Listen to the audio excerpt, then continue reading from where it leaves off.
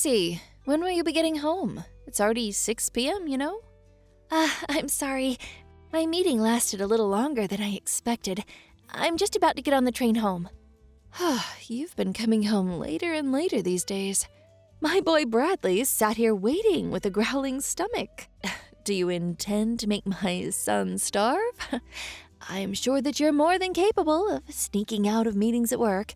Please make more of an effort, young lady. Your husband's dinner is far more important than your meetings anyway. No, this was an important meeting about one of our collaboration products with another company. I'm in a position of responsibility on this project, so there's no way I can leave before the end of a meeting. Ugh, stop making excuses. To focus single-mindedly on work while abandoning your essential duties as a wife, such as looking after your husband, is simply not acceptable. My son has no need for such a sloth of a wife. He'll divorce you, I say. Divorce. Looking after him? Come on, Bradley's a fully grown man, not a baby. Plus, he's unemployed right now and spends all of his time at home. Do not talk back to me, young lady. Sorry. It's gonna be a little while longer before I get home, though.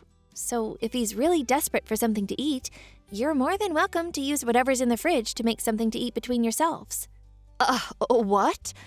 Do you seriously intend to make your mother-in-law into some cheap imitation kitchen maid? Oh, have you no shame? I've never heard of such cheek.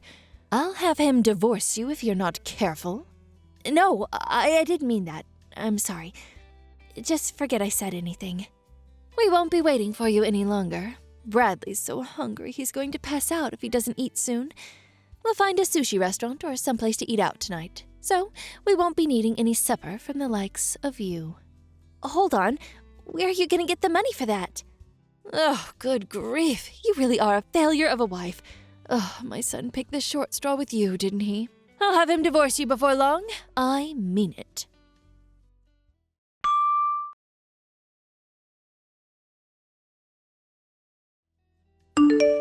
Brad, are you there? You got a minute? What is it? I was just about to go to sleep. Besides, if you want to say something, why not just come and talk to me? Why do you need to send messages when we're in the same house? But if I come to speak to you, your mom will probably overhear us. Anyway, it's about your mother. Is there no way we can live separately? This arrangement with the three of us, it's just not working. What? For God's sakes, you're not going on about my mom again, are you? To tell the truth, Brad, I'm extremely stressed. I agreed to have her live with us because I felt bad about her being lonely after your dad passed away. But she's causing me so much stress, it's unreal. Does she think I'm some kind of slave? She forces me to do all the housework despite the fact that I'm working long hours. Not only that, but she barely ever lifts a finger herself. If there's ever anything she doesn't like, even just a little bit, she immediately brings up divorce and threatens to make you end the marriage with me. What's more, despite the fact she makes absolutely no money and contributes nothing to the household finances, she goes out to restaurants on lavish spending sprees, always bringing home bagloads of frivolous junk. There's no other way to put it, Brad. I've reached my limit, and I can't take it anymore. What can I do? You can complain about her as much as you like, but she doesn't have anywhere else to go. She sold the family home when my dad died. We're the ones who took her in. I can hardly send her packing now, can I? The only money she has to her name is her pension. So when she says she can't afford to contribute, she's not lying. Plus, without my dad, she's super lonely. Surely it wouldn't hurt to indulge her selfishness just a little bit every now and then. This goes beyond the level of mere selfishness. She sneers and barks orders at me, tells me I'm not fit to eat in the same room as her, forces me to eat nothing but leftovers, demands that you, being the husband, must always be the first to use the bathtub, with her, being the all-important mother-in-law, using it second. Then, when my turn finally does come around, there are even times where she lets the water out before I can get in. For some strange reason, she constantly gives me midnight sermons on how a wife should act, so I can't even sleep half the time because of her incessant preaching. Since she moved in with us a year ago, I lost 10 kilograms from not eating properly due to all the stress.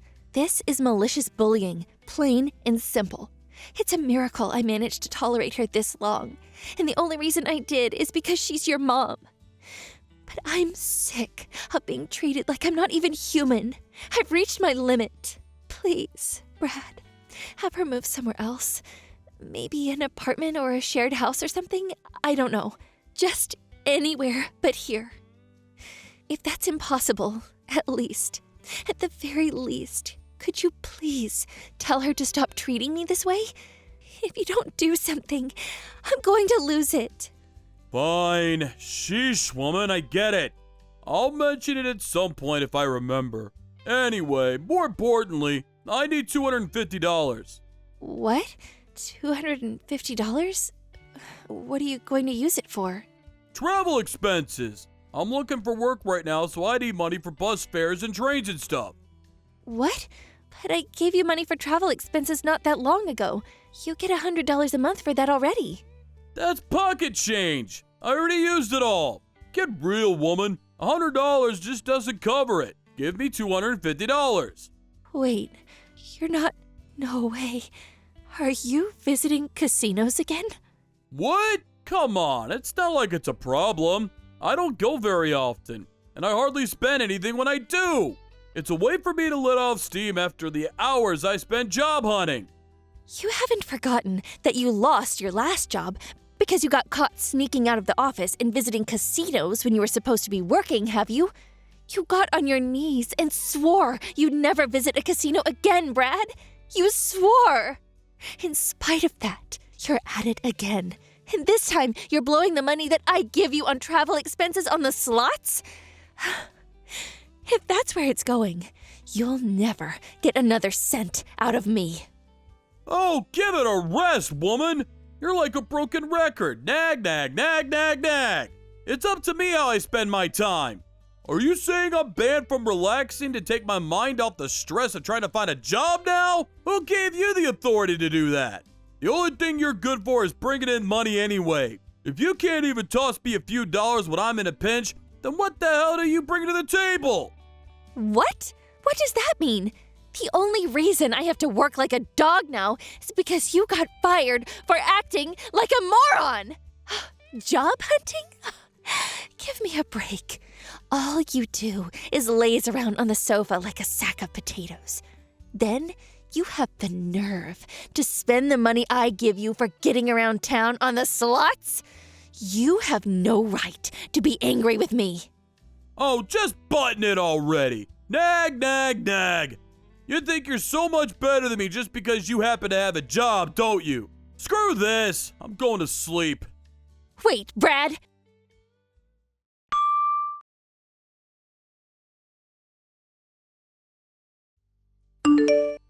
Excuse me? Casey, answer me. What is it? I'm at work right now. I hear you've been complaining to Brad again, giving him a hard time because he's struggling to find work. How dare you go whining to him behind my back? You really are a spiteful, underhanded cretin of a woman. What? One thing you don't seem to understand about my son is that he's recharging his batteries right now. Oh, he's deeply depressed because things didn't work out at his last company. Any normal wife would be trying to make her husband feel better right now. Oh, but far from it. You're actually going on the attack. You're atrocious. You're a devil, I tell you. A devil. There's nothing for it but divorce. The fact that you're messaging me like this now must mean that Brad just woke up from his hibernation on the sofa and told you about the conversation me and him had yesterday, right? I bet he told you about what I said about him finding a job and nothing else. Am I right? Ugh, I give up. Now you listen to me, and you listen well, young lady. You need to make more of an effort to stand up for your husband. You need to have his back. Just because you happen to have a job doesn't make you any better than him. Right, sure, I'm sorry. I'm occupied with work right now, so would you be kind enough to tell me off later instead? I'm busy. Oh, good grief, look at you. A fully grown woman bragging about having a job like it's some kind of special achievement.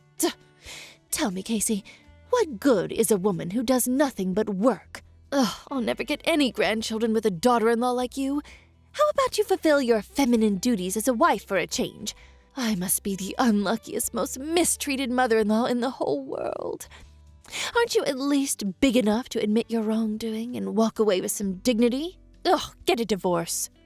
You're really annoying me now. Would you just shut up for once? What? How dare you? What has gotten into you today? Where did this rebellious attitude come from all of a sudden? Know your place, young lady. Who do you think the mistress of this household is? If you defy me, I'll have my son divorce you. Okay, divorce it is. Huh? Have it your way. I'll divorce him. It's not like I particularly enjoy being married to an unemployed leech anyway. Nor do I take any great pleasure in having to live with his parasitic megalomaniac old hag of a mother. I'm tossing that egotistical, jobless douchebag in the gutter, where he belongs. Divorce, divorce, divorce! Divorce! Let's do it. I'm ready. Wait! What's gotten into you, Casey?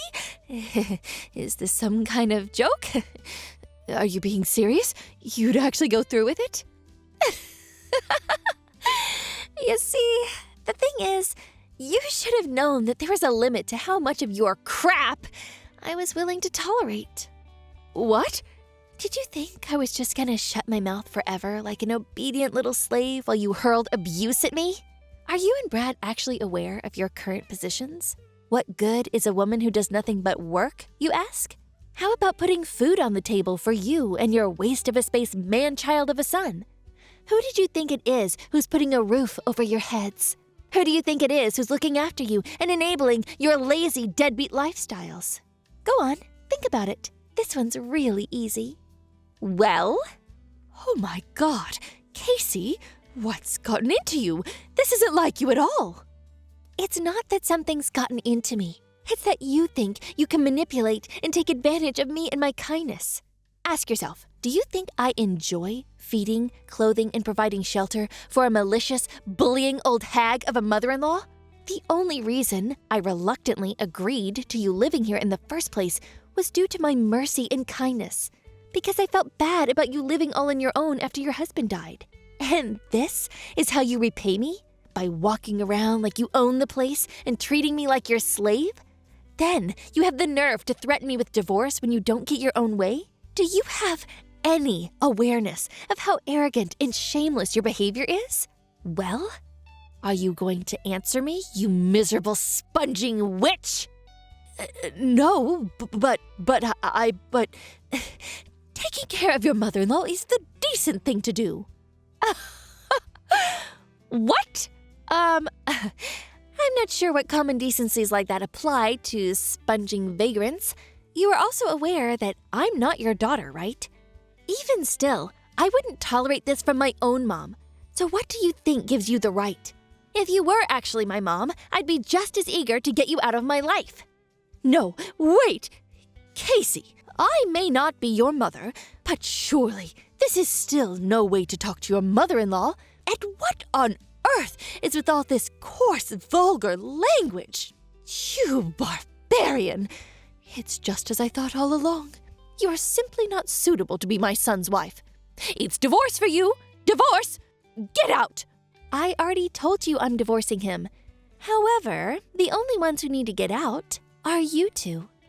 What? Why?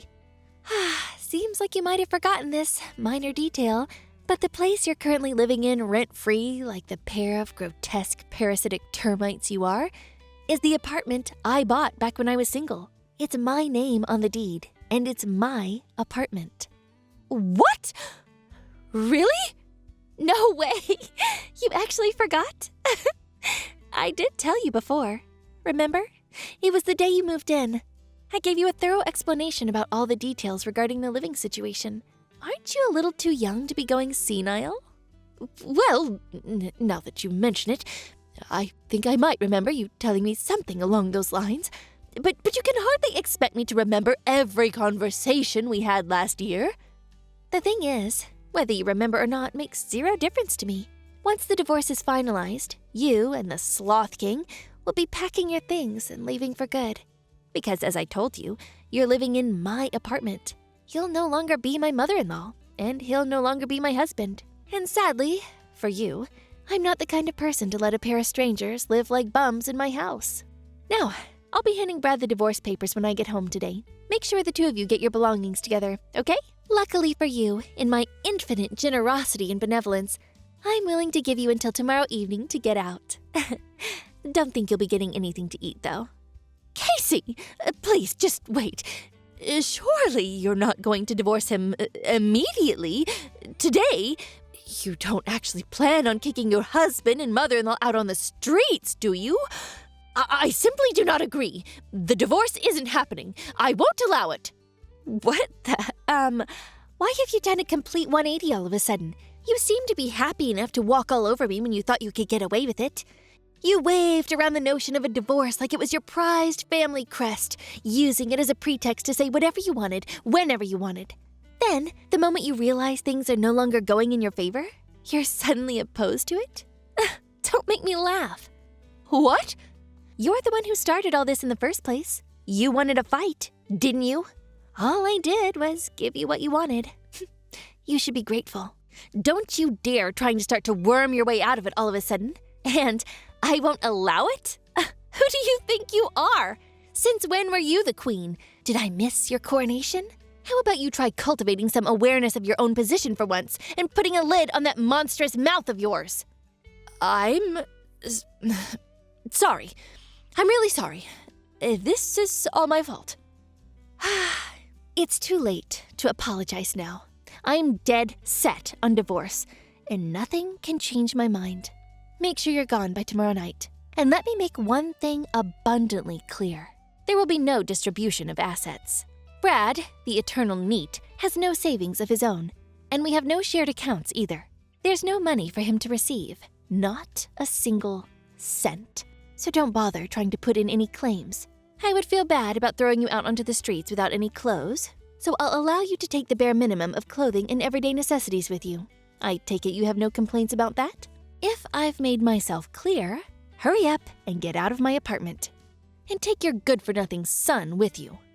Oh my God! Please just wait. We don't have anywhere to live. We sold the family home when my husband passed. My pension doesn't amount to much either. Brad doesn't even have a job. Please. Oh, I see. Just so I understand, you'll be in dire straits because your son's a NEET and you have no place to stay and no money. Is that right? Okay, so what? Huh? That's not my problem.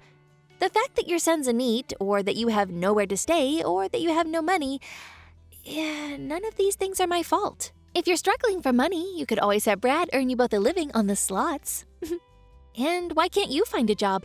If you've got the energy to bully your daughter-in-law 24/7, then holding down a job shouldn't be a problem. Oh, I saw a local supermarket was recruiting the other day. Do that? Oh my God. God's not going to help you now, nor is playing the victim. And I mean, please, is this really any way for a fully grown woman to behave? If you don't have any money, then you work. Surely you at least understand that. You're not a child. Why? Why are you doing this? I think you know full well why. Because you defied the mistress of the household.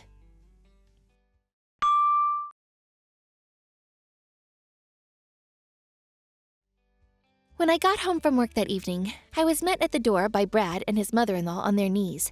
They begged and pleaded in unison, we're sorry for the way we behaved. But I shook them off and said, if you've got time to be groveling on the floor, you've got time to get your things together. For the first time in what felt like forever, I made some food just for myself and was able to take a bath at a leisurely pace when I felt like it for a change. Then, when I retired to my bedroom, I locked the door, put in some earplugs, and slept like a baby. The next day, the pair of them were desperately trying to butter me up by dashing around the house, making breakfast and cleaning up. Then, they got back on their knees and begged me once again. Please rethink the divorce. I swear I'll never set foot in a casino again. My response was to hand them the divorce papers and some bags full of their stuff. After which, I threatened to take them to court if they didn't sign the papers and get out by the end of the day. Brad panicked, reluctantly signed the papers and left, taking his mother-in-law with him. With that, I was officially freed of the termite infestation plaguing my house before the day was up. I was so happy about being freed from my in-law-induced slavery that I raised a toast and celebrated in lavish style. The pair of them moved into a scruffy 70-year-old apartment, which they somehow paid the rent on by scraping together what was left of Brad's mom's pension and Social Security money. Apparently, Brad finally started looking for work in earnest, and his mom got a part-time job at the supermarket. However, Brad's efforts didn't amount to anything, and he was constantly chided by his mom. "Why are you forcing your aged mother to work?" They got into thunderous shouting matches every day, and the neighbors, at their wits' end, started phoning in complaints. As things stand, it looks like they're on the verge of being kicked out. Again. They really are a pair of morons. Thank you for watching. Please subscribe and hit the like button.